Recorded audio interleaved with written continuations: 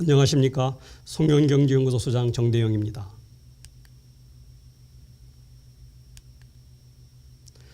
알고 살자 금융 이번 강의는 돈이값과 화폐개혁입니다.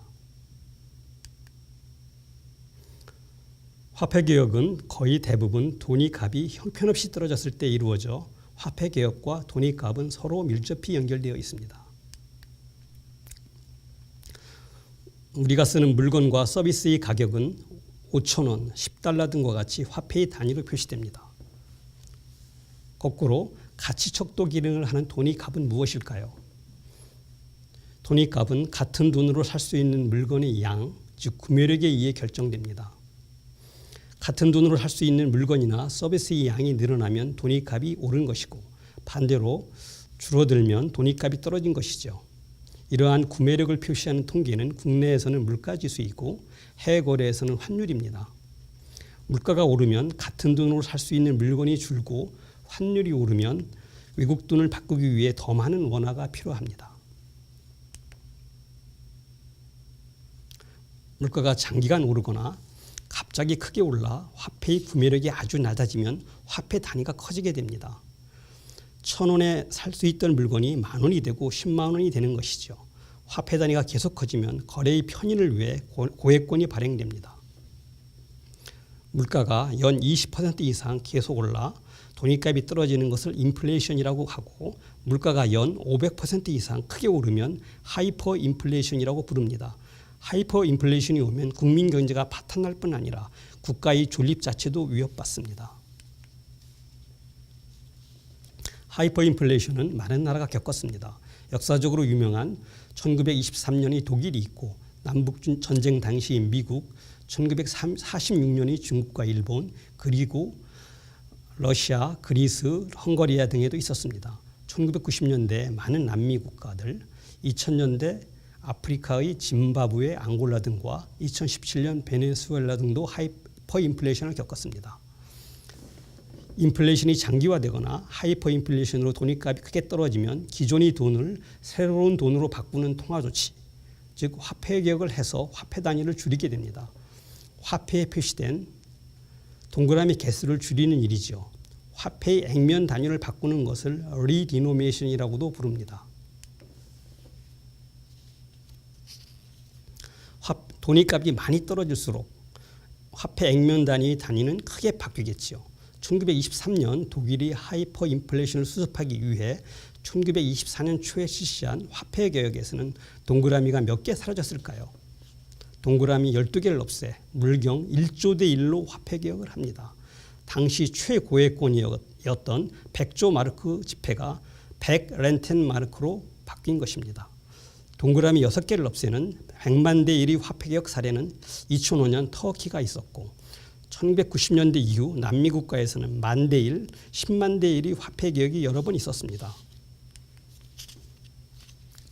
한국은 광복 이후 2019년 현재까지 3번의 화폐 개혁을 했습니다.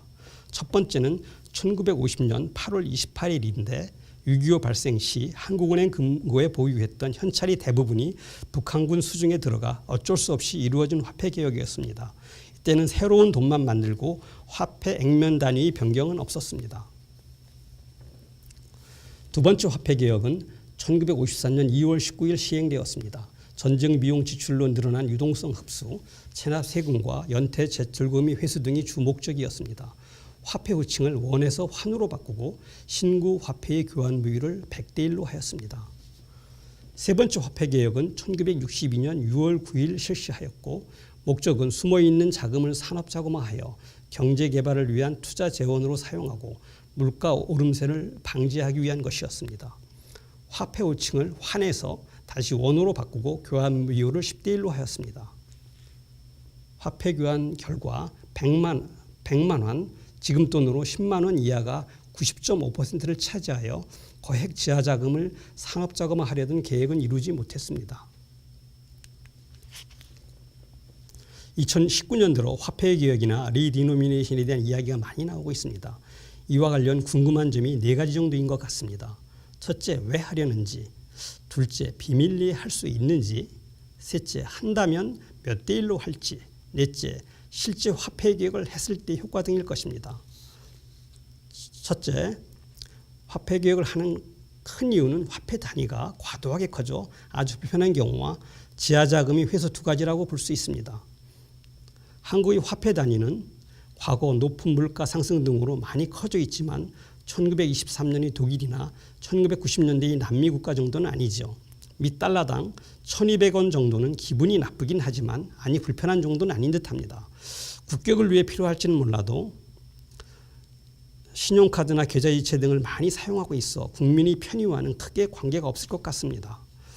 그리고 지하자금 회수를 위해 화폐 개혁을 한다면 돈이 부동산이나 외화 등으로 도피할 시간을 주지 않기 위해 비밀리에 갑자기 해야 합니다. 이것이 가능할까요? 둘째 번, 화폐 개혁을 비밀리에 하는 것은 이제 불가능합니다. 화폐 개혁을 예고 없이 어느 날 갑자기 하는 것은 국민 경제를 완전히 망칠 작정이 아니라면 할 수 없습니다. 새로운 화폐는 아주 잘하면 과거와 같이 외국 등에서 비밀리에 인쇄해 화폐 개혁 전날까지 한국은행 전국 지점에 배치해 놓을 수는 있을지도 모릅니다. 이것도 엄청 어려운 일이지만 옛날과 달리 지금은 새로운 화폐만 준비되었다고 화폐 개혁을 할 수 없습니다. 은행 등 금융기관의 전산 시스템과 ATM기 등이 새로운 화폐에 맞추어 바꾸어져 있어야 합니다. 금융기관의 전산 시스템 등이 안 바꾸어져 있으면 입출금은 물론 계좌이체, 외화송금과 수출입거래, 주식과 채권거래 등을 대부분 할 수 없습니다. 금융거래가 거의 올스톱되어 경제가 마비되는 것이죠. 화폐개혁은 몇 년 전에 미리 예고하여 금융기관 등이 사전 준비를 해놓아야 가능합니다. 정부도 이것을 잘 알고 있기 때문에 화폐개혁을 어느 날 갑자기 시행하지 않을 것입니다. 이는 현찰을 많이 갖고 있는 사람도 걱정할 필요가 없다는 뜻이기도 합니다. 대비할 시간이 충분히 있을 것이니까요.